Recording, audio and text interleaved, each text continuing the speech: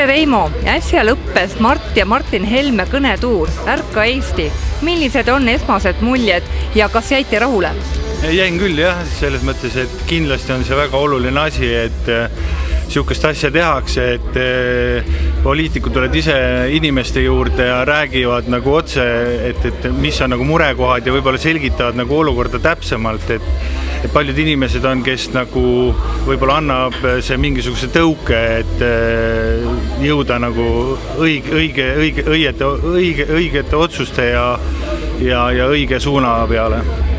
Mis teemad need olid, mis kõige rohkem kõnetasid? No siin on neid teemasid on tegelikult võib-olla isegi rohkem, kui siin neid rääkida jõuti, aga ütleme, et majandus on hästi tähtis just sellepärast, et kas või minul endalgi tundub lihtsalt niivõrd kummaline, et pikki aastaid, neid ei ole mitte aastaid, vaid 10 aastaid, kui sa räägitud, et meil läheb kogu aeg paremaks on ja siis mõtled, et huvitav, et kuidas on võimalik, et tegelikult on ju täiesti vastupidine suund. Et selles mõttes majandusküsimused on hästi olulised ja IB omad samamoodi, et ja kõik teised olid ka, mis siin koha peal räägiti, tegelikult väga olulised. Ja kui oluliseks te üldse peate, et poliitikud käivad sellistel kõnetuuridel?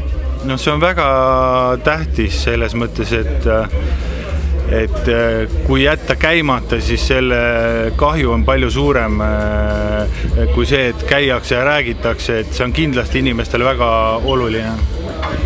Peaminister ütles, et Eesti on nüüd valmis ja tuleb hakata unistama, et millest me peaksime unistama? Kindlasti uuest peaministrist, ma arvan.